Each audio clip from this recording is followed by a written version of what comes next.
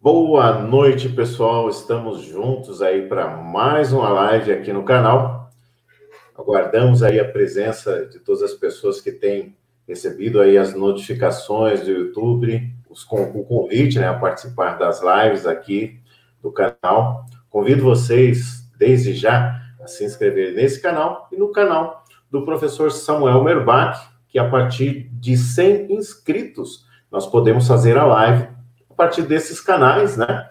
E é bastante importante aí a sua contribuição nesse sentido, para que a gente sempre traga aí para vocês aí um tema atual, um tema relevante, um tema importante, levando conhecimento. O que é difícil em relação ao tema que nós abordamos, né? Um canal de educação, é um tema um pouco mais sério, e é muito mais difícil se conseguir público para isso. Outros canais têm mais facilidades. Então, isso depende muito da contribuição de vocês, de curtir, de compartilhar essa live, de se inscrever no canal, né? Para que a gente possa trazer sempre conteúdo relevante aqui para vocês. Hoje nós temos um tema bem bacana mesmo, que é os direitos humanos, né? A filosofia aí de Norberto Bobbio, que traz aí a parte da filosofia do direito, a introdução ao direito, e isso é algo verdadeiramente importante. Tem alguns conceitos que nós vamos colocar aqui, que com certeza, talvez você ainda não conheça, vai conhecer a partir de hoje aqui um pouco mais sobre Norberto Bobbio. E mais uma vez aqui comigo, Samuel Merbach, professor Samuel Merbach, doutor Samuel Merbach. Mais uma vez, professor, uma excelente noite. Seja obrigado. Para mais uma live. Muito obrigado, Nildo. E reforçar, né, que os colegas nos ajudem se inscrevendo nos canais, né, o professor Samuel Merbach, canal Nildo Moraes, Isso. Que nos ajude a divulgar com os amigos, né, e deem um like, né, sempre, para que a gente possa crescer, e deixem também assuntos para que a gente possa trabalhar nas próximas lives, né? Assuntos de interesse da parte da história, do direito, da filosofia, da contabilidade, para a gente estar trabalhando juntos, né? E hoje o tema é bastante interessante, que é um tema que é recorrente no exame de ordem, também em vestibulares, né? Hoje, muitas faculdades de ciências humanas têm alguma cadeira ou algum módulo que trata do assunto direitos humanos, né? Em virtude da violência crescente, da ignorância cada vez maior, né?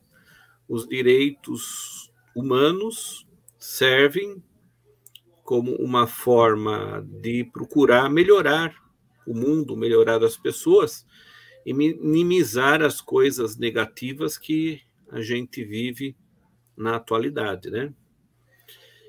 Então, Norberto Bobbio é um dos principais filósofos contemporâneos.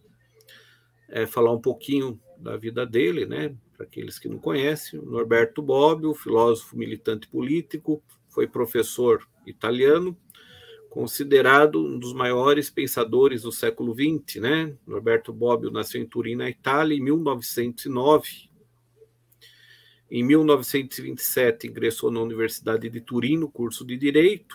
Em 1931, ele se licenciou em Filosofia, ou seja, ele tinha duas formações de origem, o Direito e a Filosofia, né? E em 1934, Norberto Bobbio obteve a livre docência em Filosofia do Direito, né? Agora, é interessante notar que o Bobbio ele escreve sobre quase tudo, né? Ele tem milhares de artigos publicados em várias revistas e jornais italianos e também em outros países. E no Brasil ele tem pelo menos 40 livros que já foram traduzidos para o português, né? E talvez o livro que ele trate de uma maneira mais aprofundada sobre o tema dos direitos humanos é o livro A Era dos Direitos, né? Que a gente vai fazer aqui menção várias vezes durante a live. Além da parte acadêmica, da parte intelectual, o Bobbio também teve uma participação política bastante destacada na Itália, né? Sendo inclusive preso algumas vezes durante o regime fascista, né, do Benito Mussolini, né? Ele também participou da fundação de um partido político na Itália, que era chamado Partido de Ação, né? E ele participou de um movimento bastante interessante, que foi o movimento socialista liberal, né? Ou socialismo liberal.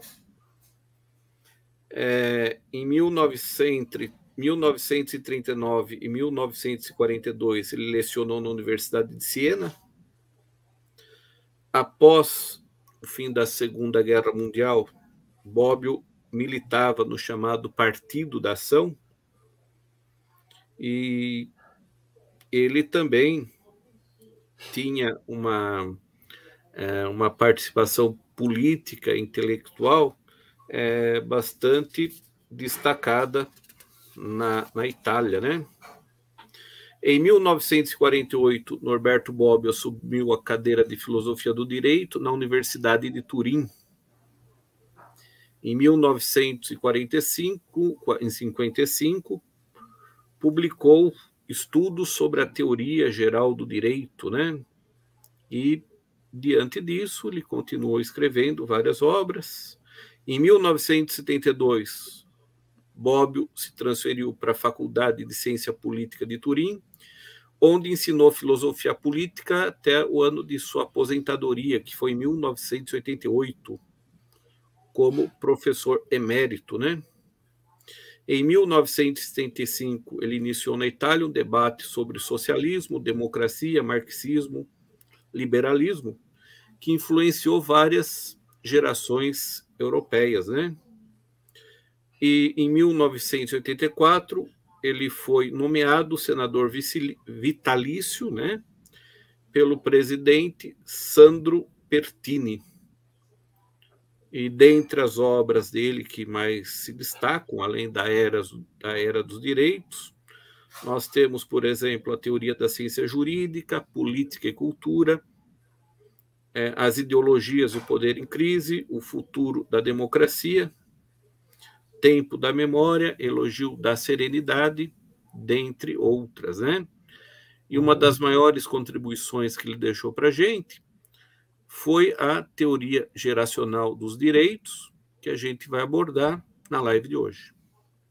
Perfeito. Professor, eu estava lendo o seu artigo, e o tema, assim, o direito dos homens, os direitos humanos, ele é anterior, né? 1891, foi Thomas Paine, né, que a princípio cunhou esse nome, né, dos direitos do homem. Seria importante a gente fazer uma diferenciação, né, entre direitos do homem, direitos humanos e direitos do cidadão, de forma geral. Quando surgiu aí os direitos fundamentais, né, que a gente vê bastante esse termo, principalmente na parte do direito constitucional, né? Sim. Foi depois da Segunda Guerra, 1948, né? Onde foi, a princípio, aí, difundado a nível mundial. Porém, antes, em lugares mais espaçados, já existia esse termo, né? Os direitos do homem, que é mais antigo, né? Do que os direitos, sim. Os direitos direitos humanos, né? Ah, sim. Porque o que é importante a gente saber para diferenciar todos esses termos, além de outros, né, porque a doutrina ela traz aí muitas concepções, né, é saber diferenciar o direito natural do direito positivo, né? Uhum. Inclusive, vamos falar assim, essa distinção entre direito natural e direito positivo é milenar, né? Então, desde a Grécia Antiga, os pensadores, os filósofos, depois os romanos, sempre tiveram esse debate, né? Passando pela Idade Média e até os dias atuais. Então, direito natural é aquele direito proveniente da própria existência do ser humano na Terra, né? O justnaturalismo, né? Exato. Ele não precisa estar escrito em lugar nenhum código, nenhuma lei, nenhuma constituição, para que a gente saiba da sua existência. É a existência inata do homem, né? Nasceu, ele tem já consagrado esses direitos, né? Primeiramente, os direitos naturais, na antiguidade, eles recebiam um embasamento mais religioso, né? Uhum. E Quando tinha ali, desculpe interromper, professor, quando tinha ali a união, né, Estado e a Igreja, né, era a sim, Igreja, né? Lá em torno de 1600 existia ali a lei dos pobres, né, que a Igreja, todas as necessidades das pessoas daquela época eram remetidas para a Igreja, né? A Igreja resolvia todos os problemas, sejam eles de dificuldades de vizinho, as brigas, tudo era levado para a Igreja, né? E depois, com a evolução de algumas leis, foram surgindo aí a divisão, né, e a separação entre o Estado e a Igreja. é porque a igreja, acho que ali a partir da Idade Média, mais ou menos, até um período mais moderno, ela que tinha a função cartorária, né? Então é Uhum. lá que se registrava o nascimento, né? O casamento da pessoa, a morte, né? Tanto que até os Uhum. dias atuais, muitas pessoas que precisam de documentos antigos, algumas vezes, né? Procuram nos órgãos da igreja, né? Para se obter esses documentos, inclusive em países europeus, né? Então, a igreja, durante um período, teve também, além de várias funções, uma função também cartorária, né? Que é O pessoal que está interessante. entrando aí na live, sejam bem-vindos, tá? Se quiserem comentar, fiquem à vontade, se quiserem fazer alguma pergunta. Se você está estudando para o próximo exame de ordem ou para um concurso público que tenha, em algum momento, tem aí no edital, né? Essa disciplina, por favor, aproveitar e conseguir aí tirar algumas dúvidas, né, professor? Sim, e trazer também assuntos para que a gente possa, durante a live, desenvolvê-los também, né? Então, o direito natural é o direito proveniente da própria existência do ser humano sobre a Terra, né? Não é isso? Uhum. E no início ele tinha um embasamento mais religioso, tanto que os primeiros legisladores, eles eram também sacerdotes, né? Como Moisés, por exemplo, né? Os 10 Mandamentos, né? Uhum. O Código de Hammurabi, Hammurabi, além de rei, era Primeiro sacerdote, código. né? Uhum. Exato, um dos primeiros códigos, né? Ou talvez o primeiro. E com a Revolução Francesa, os direitos do homem passaram a ter uma conotação não religiosa, mas sim racional, né? Então, o Uhum. fundamento dos direitos do homem, a princípio, é religioso, e posteriormente, com a Revolução Francesa, os iluministas, né, deram o fundamento ao direito do homem através da razão. Então, são dois momentos diferentes. Ao passo que o direito positivo é o direito que é escrito, que é legislado, é o direito que está presente nos códigos e nas constituições. É importante a gente saber essa diferença para que depois a gente saiba como diferenciar os termos direito do homem, direitos fundamentais e direitos humanos, né? Então a gente está começando a trabalhar os conceitos para que depois a gente possa diferenciá-los, não é isso? Perfeito.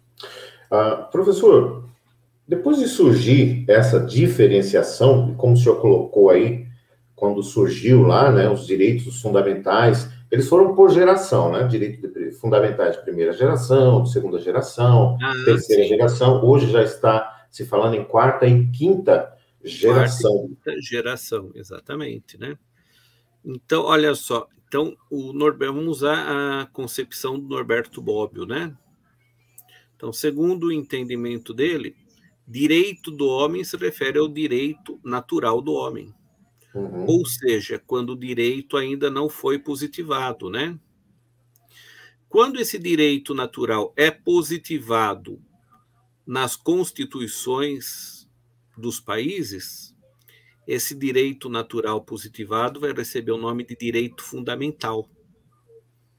Quando esse direito natural do homem é positivado em convenções ou tratados internacionais, ele vai receber o nome de direitos humanos.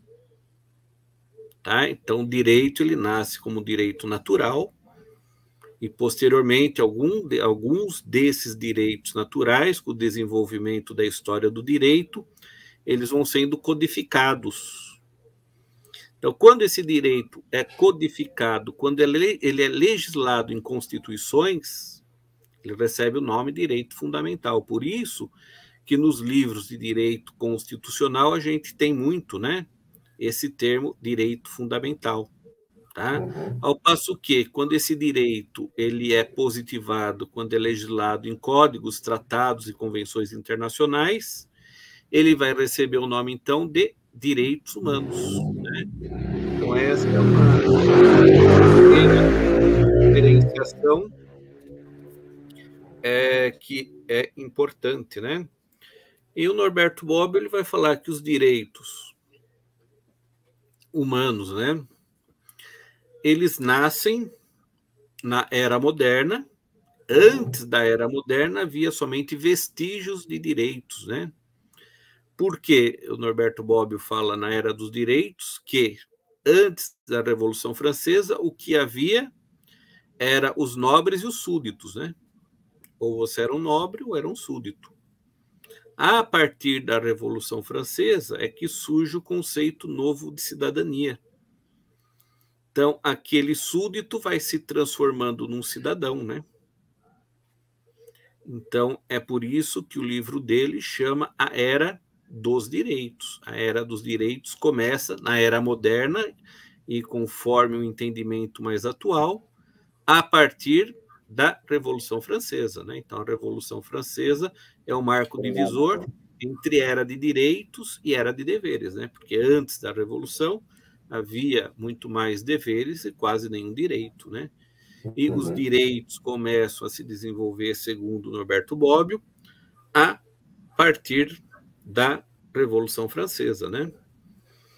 Então, Para fazermos uma analogia, desculpa, professor, para quem está assistindo a nossa live, eu quem vai assistir posteriormente, onde nós podemos encontrar aqui no Brasil os direitos fundamentais? É no artigo 5º da Constituição Federal de 1988, tá? Ali consta ali todas as elencados ali os direitos fundamentais brasileiros, tá? E também, claro, baseado aí em todos os tratados internacionais, que são as fontes dos direitos, as fontes do direito, tá? Desculpa, professor, por favor. Imagine. A expressão direitos do homem também é encontrada desde os primórdios da Revolução Francesa, que em 1792 proclamou a Declaração dos Direitos do Homem e do Cidadão, né? Então, na parte moderna, foi uma das primeiras cartas, né, a falar, a se utilizar desse termo direito do homem. Então, olha como ele falava direito do homem e do cidadão, né? Ou seja, a noção de cidadania no aspecto moderno começa a surgir, a se desenvolver a partir, então, da Revolução Francesa, né? Tá? Então, um outro conceito também é bastante interessante, né? Existem outros doutrinadores, né, como Celso Laffer, em 1988, né, no livro, onde ele elenca ali os direitos do homem. Quando surgiu essa ideia? Porque para se ter a ideia de uma violação dos direitos, precisaria ter estipulado os direitos. Quais os direitos foram violados? E ali ele pega como base, durante a Segunda Guerra Mundial, né, ali Mussolini, Hitler, Hirohito, no Japão, que eles violaram ali vários direitos humanos, né, professor? Então, surgindo desse período aí, que foi intensificado ali, que foi estipulado leis, que foram colocados aí, estipulados quais os direitos, e não simplesmente os deveres, né? Porque anteriormente, nessa época de súdito e realeza, as pessoas eram tidas praticamente como um semovente, né? Ah, sim. O valor da pessoa era muito pequeno se ela não tivesse um título de nobreza, né? Ela só trabalhava, pagava imposto, apanhava e morria, né? Ou seja, não havia nada, não havia nenhuma cidadania. E, na verdade, quem desenvolveu a teoria geracional dos direitos do homem foi um jurista, Karel Vazek, polonês, né? Porém, quem vai difundir essa ideia foi o Norberto Bobbio. Então, dizem, né, que o Karel Vazek, quando ele estava preparando uma conferência sobre direitos do homem, né, fazendo ali um rascunho, um esboço, ele teve a ideia de dividir as 3 primeiras gerações de acordo com os lemas da Revolução Francesa, né? A primeira geração, as liberdades, a segunda geração, a igualdade, e a terceira geração, a solidariedade. Ou fraternidade, né? Não, fraternidade, exatamente. Então, essa foi a ideia, e a partir disso, então, ele desenvolve essa ideia que depois vai ser divulgada de uma maneira mais acentuada pelo Norberto Bobbio, né? E é interessante que essa divisão em gerações, ela torna a história e a filosofia dos direitos mais didática, né? Então fica mais fácil para a pessoa entender o desenvolvimento histórico desses direitos, né? Professor, então, para a gente, perdão, só para a gente colocar assim, de certa forma didático, o senhor está sendo muito didático como sempre, mas o que se conquistou, o que não se tinha e o que se conquistou ali na primeira geração, para nós ampliarmos para a segunda, para a terceira, e para colocarmos assim, debatermos aqui, né, o que não tinha, o que foi se conquistando, como foi se conquistando, todos esses direitos. Então, vamos começar falando um pouquinho de cada uma das gerações, né, porque esse é o escopo, né, da live de hoje, né? Então, procurar falar um pouquinho de alguns doutrinadores que tratam os fatos históricos, né? E o que defendia cada uma dessas gerações, né? Então, os direitos de primeira geração, eles representam, sobretudo, os direitos civis e políticos, né? Eles contemplam os chamados direitos individuais, que tiveram base no contratualismo de inspiração individualista, né? Demonstrando claramente o que foi demarcado entre aquilo que pertence ao Estado e aquilo que não deve pertencer ao Estado, né? O qual é composto pela sociedade religiosa e pela sociedade civil, né? São direitos que emergem principalmente ali no século XVIII, com as declarações de independência norte-americana, né? E ali com a parte doutrinária que surgiu com a Revolução Francesa, né? Então, são direitos que são próprios do indivíduo e que, de certa maneira, procedem de um contrato social, né? Esses direitos, eles representam a liberdade do homem contra o poder absolutista do Estado, né? Então, ela procura estabelecer os postulados dos cidadãos perante o poder público, controlar e limitar os desmandos do governante, né? De modo que se tivesse respeitado os direitos e as liberdades individuais do homem, né? Os direitos de primeira geração são a limitação do poder político, que se refere a um não fazer do Estado uma prestação negativa em relação aos indivíduos, né?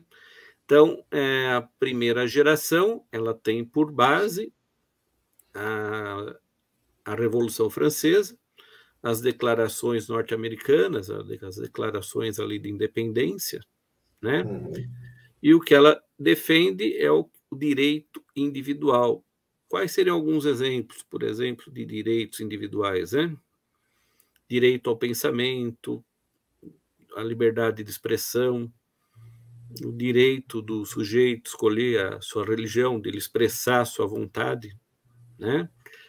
Então, é o que a gente conhece hoje como sendo os direitos individuais, né? Então, a primeira geração, ela defende as liberdades individuais, que é um dos lemas da Revolução Francesa. Nesse período, como o senhor havia mencionado aí dos direitos políticos, né? A partir de então, o cidadão ele passou a ter o direito de votar, de escolher o político, escolher os governantes e teria ali freios e contrapesos, né? Para que o Estado não impusesse a mão do Estado até hoje, né? É muito forte sobre os cidadãos, né? A taxação de tributos, obrigações que ainda existem, né? Porque, de certa forma, continuamos como tutelados do Estado, né? O direito individual, ele, principalmente naquele Estado que era completamente absolutista, o sujeito não podia se expressar, não podia votar, né? Não tinha o direito de ir e vir e permanecer, né? O controle era praticamente absoluto, né? Então, aí, o que se faz com a Revolução Francesa é a divisão entre Estado e Igreja. Aí que a gente tem aquilo que é conhecido hoje como sendo Estado laico, né? Então, é a separação entre as duas coisas, né? Porém, só os direitos individuais eles não foram suficientes para evitar a miséria, a pobreza e a exploração dos trabalhadores, né? Por isso, o que a gente vê ali durante a Revolução Industrial, né? As pessoas saem do campo para trabalhar nas cidades, né?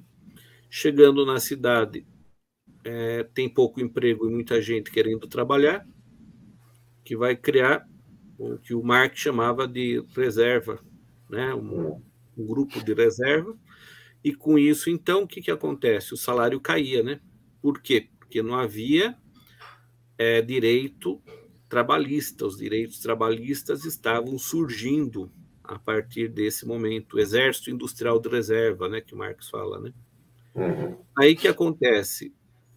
Os trabalhadores começam a se associar, criando associações e sindicatos, né? E o Estado precisa intervir.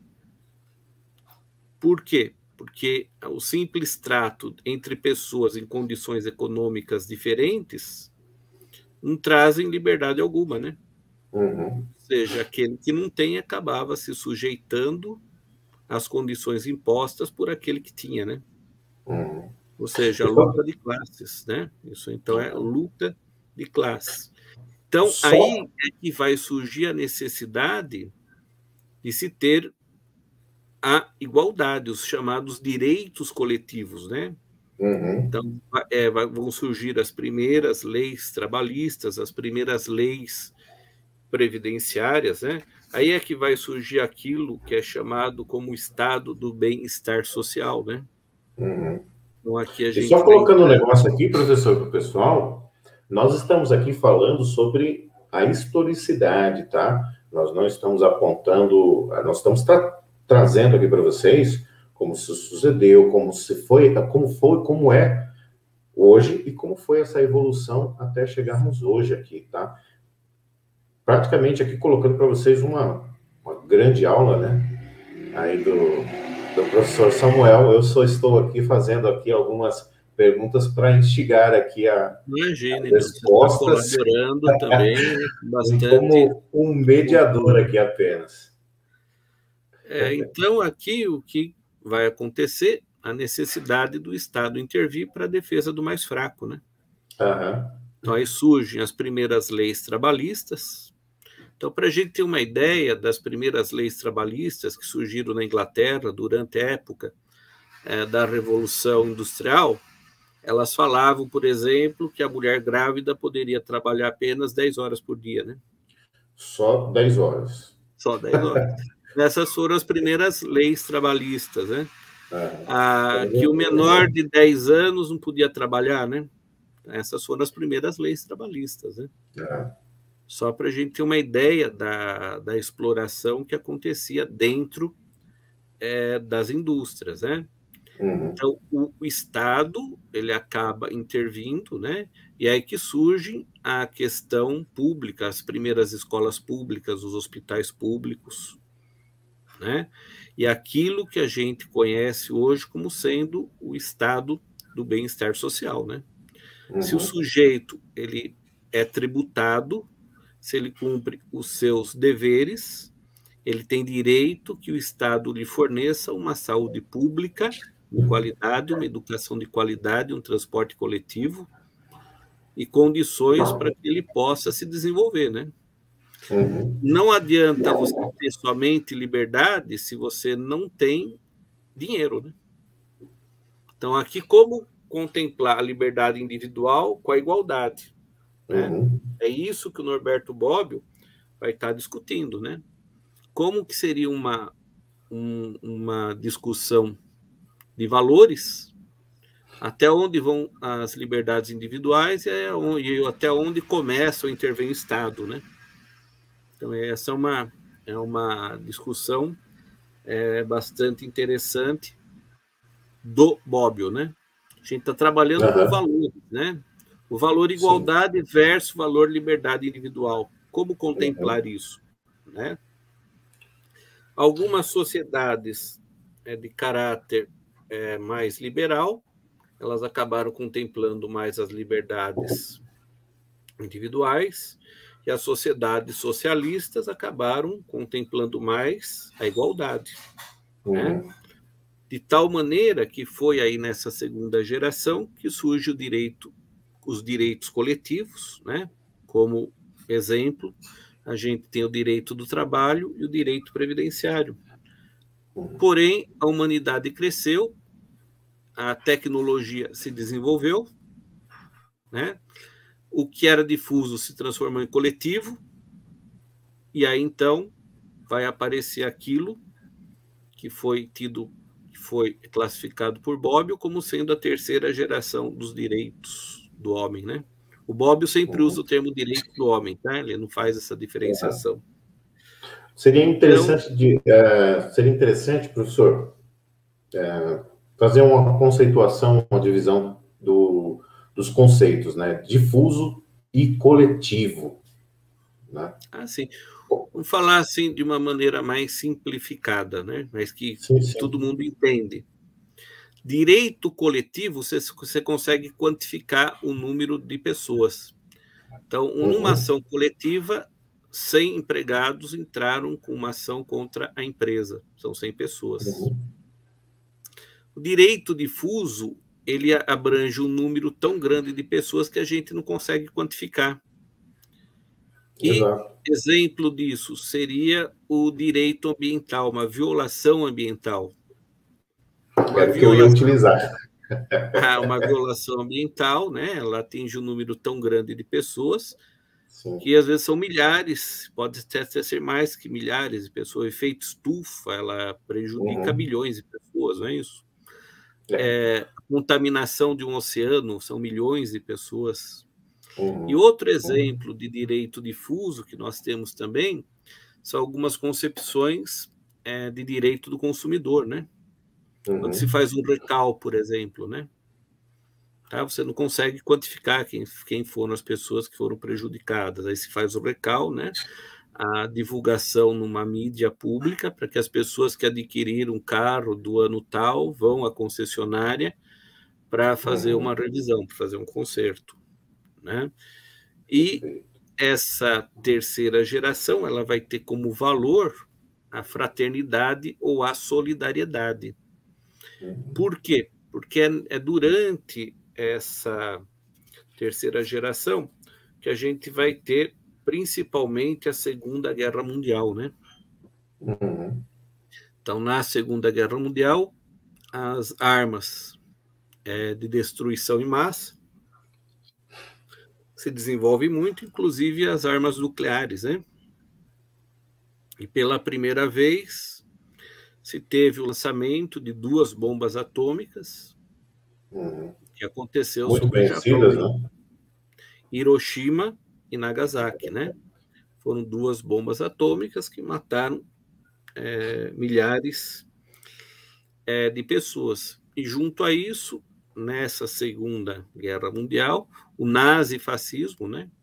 O Hirohito com Hitler, Mussolini, matando milhões de pessoas, e a gente vê também aquelas cenas dos campos de concentração. Então, diante disso, se vê que o homem poderia acabar com a vida sobre a Terra, né? Em questão se tiver uma guerra mundial, né? Com certeza não vai sobrar ninguém, né? Hoje, nos dias de hoje, aí, se você observar aí o que pode...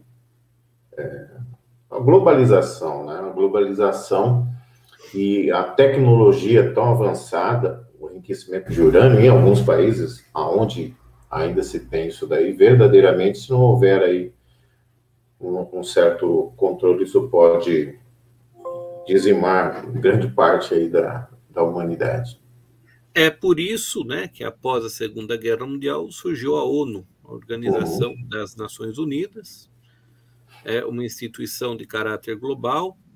Hoje tem quase 200 países que são associados, né? Quase todos os países são associados. E o objetivo principal da ONU, qual que é? Manter a paz e evitar a Terceira Guerra Mundial, por isso que surgiu, né? E também dentro, ainda, a gente sabe que em 10 de dezembro de 1948, foi aprovada pela Assembleia Geral das Nações Unidas a Declaração Universal dos Direitos do Homem, né? E um dia antes, a Convenção Internacional sobre a Prevenção e Punição dos Crimes de Genocídio, né? As 2 declarações, elas trazem um novo desenvolvimento histórico dos direitos humanos, né? É isso? Sim.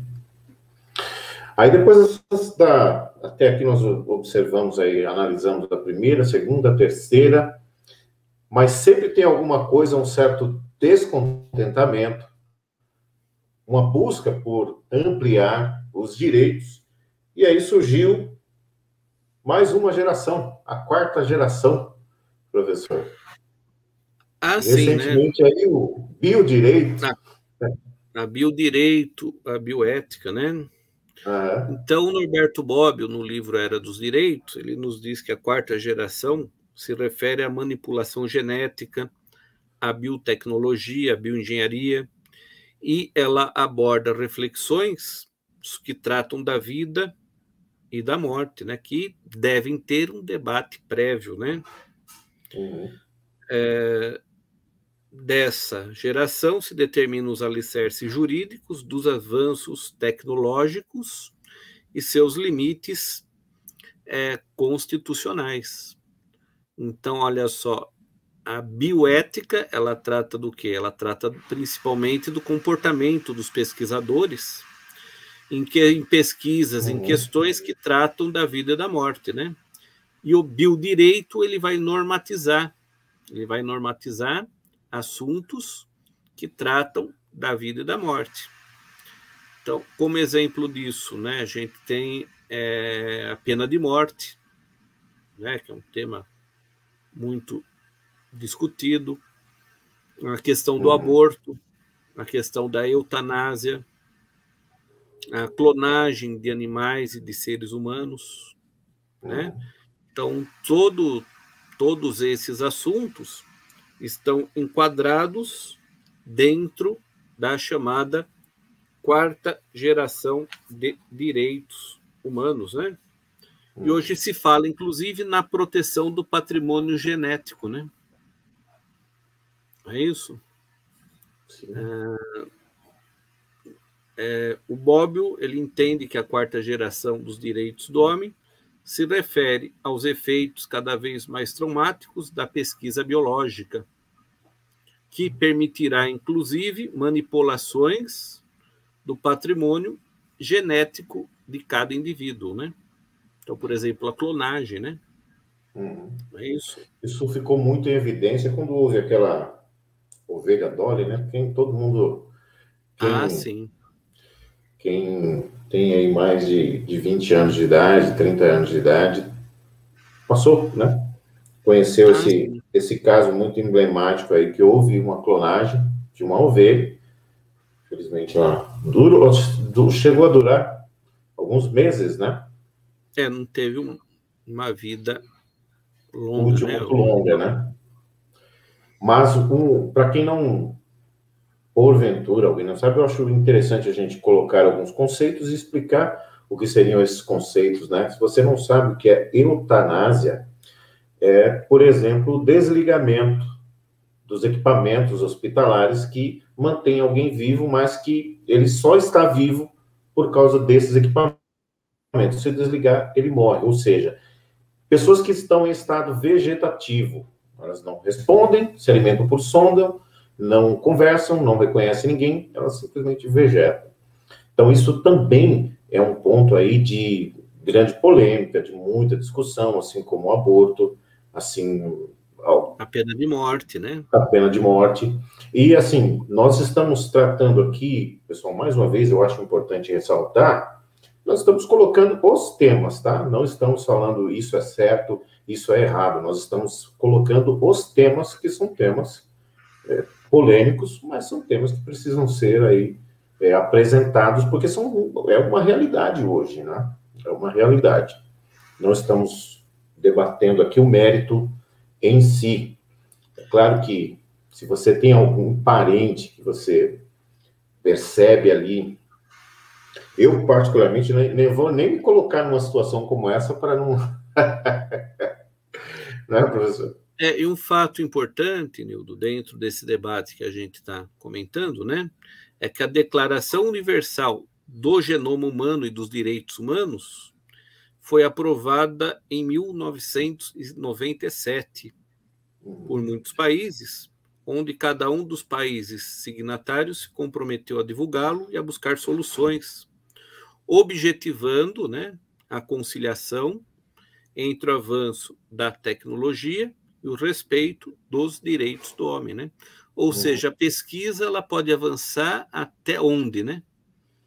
Porque a partir de um determinado momento, a pesquisa ela pode violar aquilo que a gente entende como sendo direito humano, né? Então, até onde é permitido o pesquisador ir, né? Então, essa discussão é uma discussão da bioética.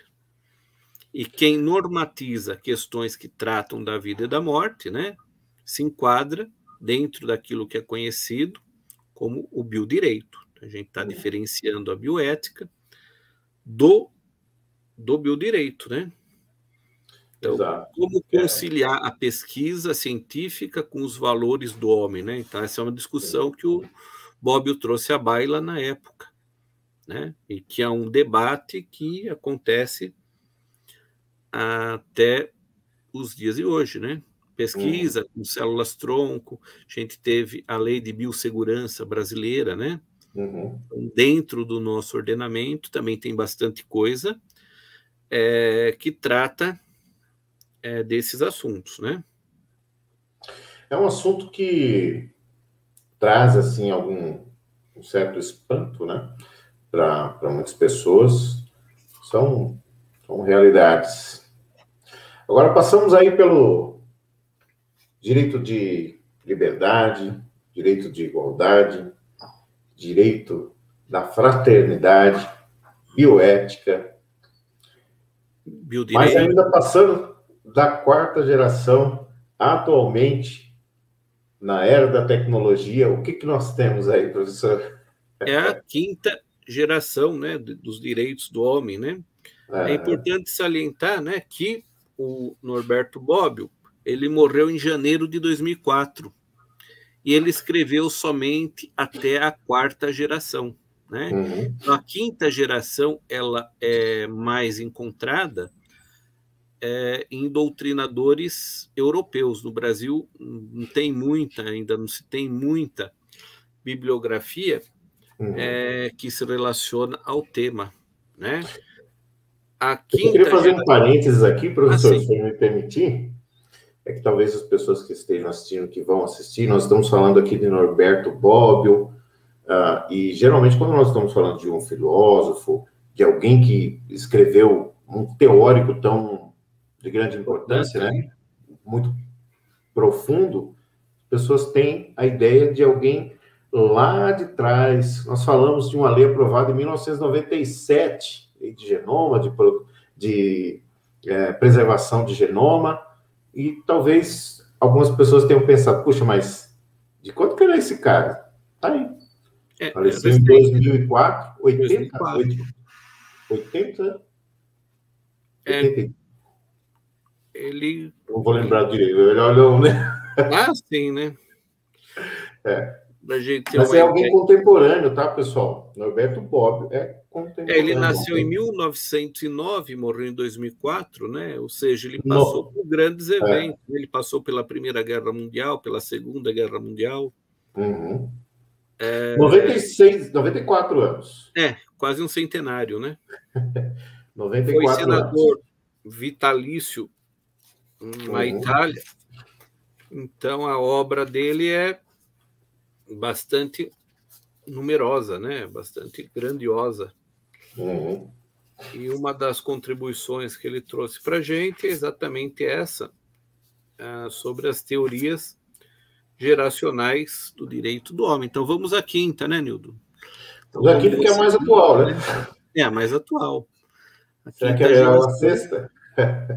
Quem sabe? Tem alguns autores europeus que já falam da sexta geração e aí por diante, né? Mas aqui no Brasil, geralmente em concursos, e pede as 3 gerações, né? Dificilmente pede a quarta ou quinta. O exame de ordem também, até a terceira. A terceira.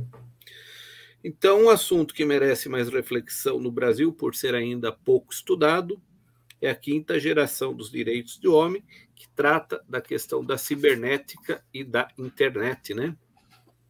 Ou seja, que a gente está fazendo hoje, uma live, né? A nossa live, ela se enquadra principalmente dentro, né, da quinta geração. Os direitos de quinta geração se relacionam com a realidade virtual e caracterizam-se pela preocupação do sistema jurídico com a difusão e o desenvolvimento da cibernética na atualidade, né? Então, por exemplo, a quinta geração, a questão da robótica, né? Os robôs que trabalham em linhas de produção, substituindo os trabalhadores, né? Hoje a gente tem a chamada inteligência artificial, né? É uma questão também. A cibernética, a relação entre o homem e a máquina, né? Tanto que se fala, né, antigamente, ainda hoje, se usa o termo ciborgue, né? A pessoa que tem uma prótese, por exemplo, né? Tem um pulmão artificial, sangue artificial, né? Então, isso vem do desenvolvimento daqueles termos ciborgue, né? O homem que tem uma parte máquina, uma parte tecnológica dentro do seu organismo, né? Então, tanto a robótica como a questão dos ciborgues, né? Como a questão da internet, todas elas estão dentro daquilo que a gente conhece como sendo a quinta geração dos direitos do homem, né? As culturas digitais, por exemplo, né? Os grupos digitais. Quem trabalhou bastante esse tema da cibercultura é o francês Pierre Levy, né? Pierre Levy. Eu estudei, teve uma disciplina no mestrado exatamente sobre isso, o direito da internet, né? Da quinta geração, e tinha um texto dele lá para a gente abordar. As ciberculturas, né? As comunidades virtuais, né? Todas essas coisas estão dentro da quinta geração. A quinta geração faz referência às novas versões ou modalidades de direitos tradicionais, como a liberdade de expressão e de associação, como, por exemplo, as comunidades virtuais, o acesso à informação das instituições públicas. Hoje se fala muito da transparência, né? Sites de transparência dos governos, a questão de provedores de serviços, né? E educação voltada às novas tecnologias, né? Então, todos esses temas são tratados dentro da 5ª geração dos direitos do homem. Tem um outro autor, professor, o senhor com certeza conhece, que é o Robert Gelman, ou Gelman, não sei como se coloca, ele coloca nessa 5ª geração o cyberespaço, né? Ah, sim, com certeza, né? Cyberespaço, né? Sim, né? Hoje a gente se comunica com uma pessoa do outro lado do planeta em tempo real, né? Sim. E antigamente uma correspondência para de um lugar do outro demorava, na época das caravelas, 6 meses, 1 ano, né? Perfeito. Vamos pegar mais recentemente, há cerca de 93, quando se você ia de uma cidade de 200, 300 quilômetros, você só teria contato com essa pessoa quando ela chegasse e ligasse para você no telefone fixo. Não tinha celular que você poderia, desde que você tenha o sinal disponível, se comunicar com as pessoas de forma mais fácil. Um pouco antes, 30 anos atrás, tinha cartas, né? Quem que escreve cartas hoje? Mudou tudo, né? Então a tecnologia mudou mudou a questão do emprego, a questão da profissão. Hoje, durante a pandemia, muitas pessoas trabalhando em home office, o relacionamento das familiares, né? Então mudou tudo, sim, né? Com certeza. Até onde o avanço da tecnologia é favorável ou não ao homem, né? A questão das inteligências artificiais, a questão científica que se fala dos androides, né? Tudo isso, num tempo futuro, poderá, né, ser possível, né? Quem na atualidade, né, alguém muito conhecido, que utilizava-se muito da inteligência artificial, entre outras coisas, só mais uma vez, nós estamos falando da vida pessoal de absolutamente ninguém, mas o Stephen Hawking, né, que era um grande cientista. Ele desenvolveu aí aquela cadeira dele, onde ele conseguia se comunicar relativamente de uma forma bem compreensível, né?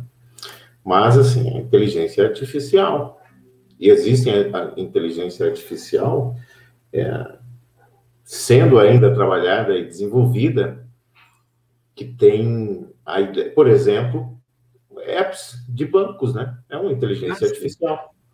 Tem, assim, uma gama de coisas que, dentro dessa tecnologia, como o professor também colocou aí, do limite, até onde vai o limite, a capacidade do homem de desenvolver, de buscar novas tecnologias, desenvolver novas tecnologias. Essa é uma geração onde, por exemplo, quando se inventou o celular, o que se imaginava? O que vem depois do celular? Como se imaginava que alguém um dia iria desenvolver um sistema chamado WhatsApp, que primeiro fazia ligações sem custo, bastava ter a internet. Depois se ampliou. Puxa, agora eu posso fazer uma chamada de vídeo pelo celular. Então, esse crescimento, né, essa 5ª geração, ela, apesar de já estar sendo falada da 6ª geração, que eu queria que o senhor colocasse aí, professor, porque o que se tem falado, né, o que seria essa 6ª geração, né? Porque essa 5ª geração, o que a 6ª geração, muitas vezes ela se confunde com partes das anteriores, né? Então tem alguns pensadores que falam da 6ª geração, como, por exemplo, o direito à paz, né, que já é tratado na 3ª, né? Então não vejo, além das 5, né, pelo menos por diante daquilo que a gente tem estudado, e muito além disso, né? Tá? Então, pelo menos no Brasil, não se tem muito material, muita doutrina para ir além, né?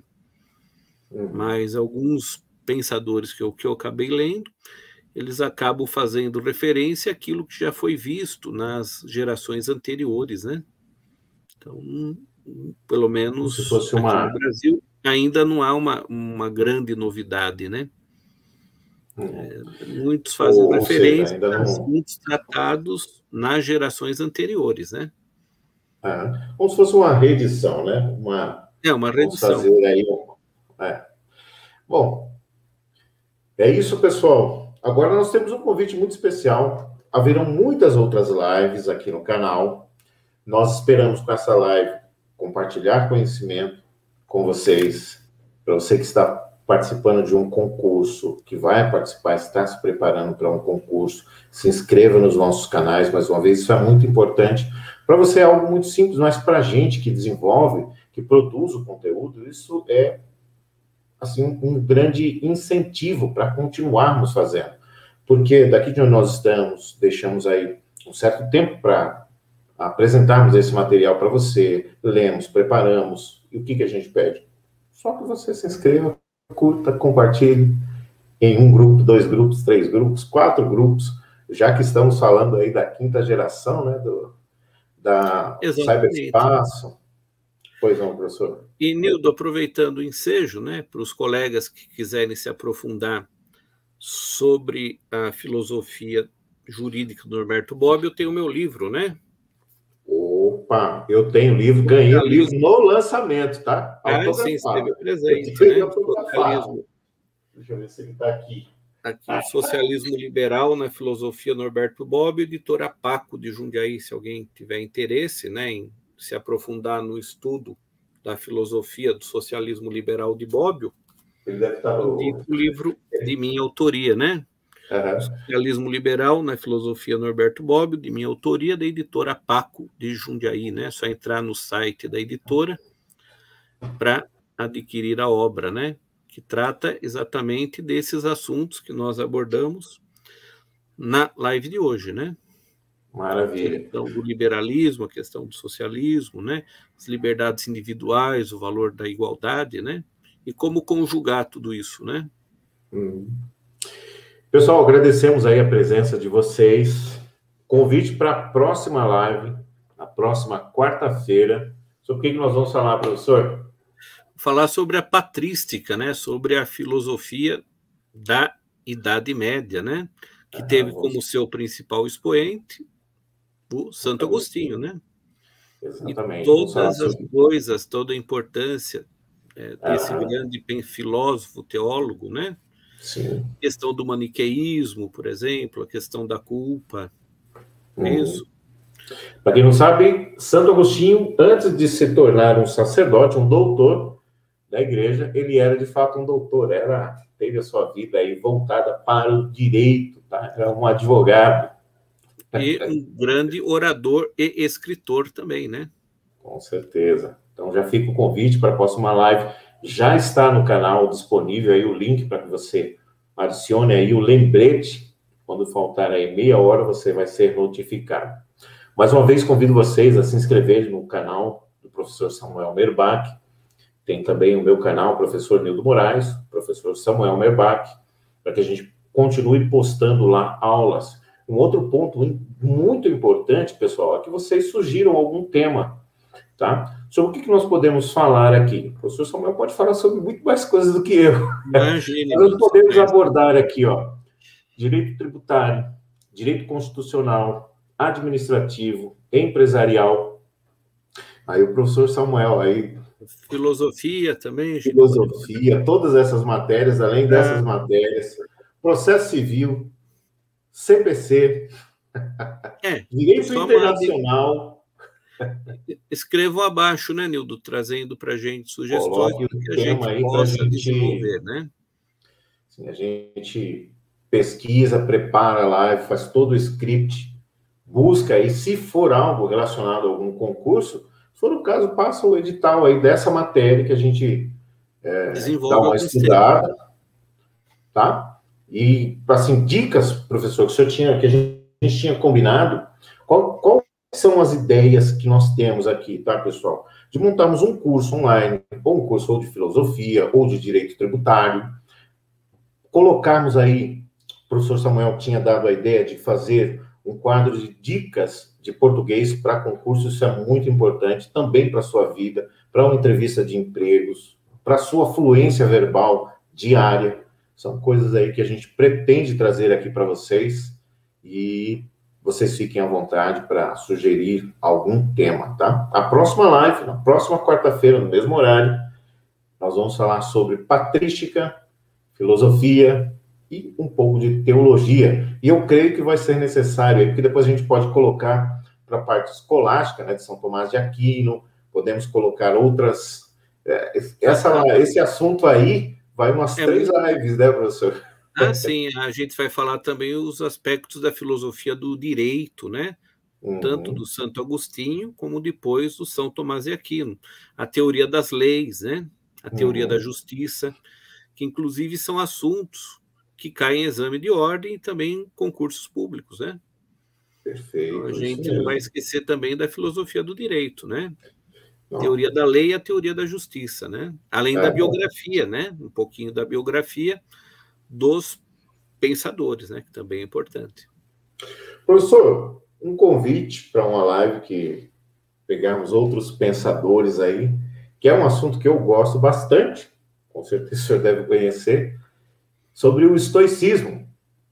Claro, com certeza, né? Marco Antônio. Sim, vamos à Grécia, Roma, né?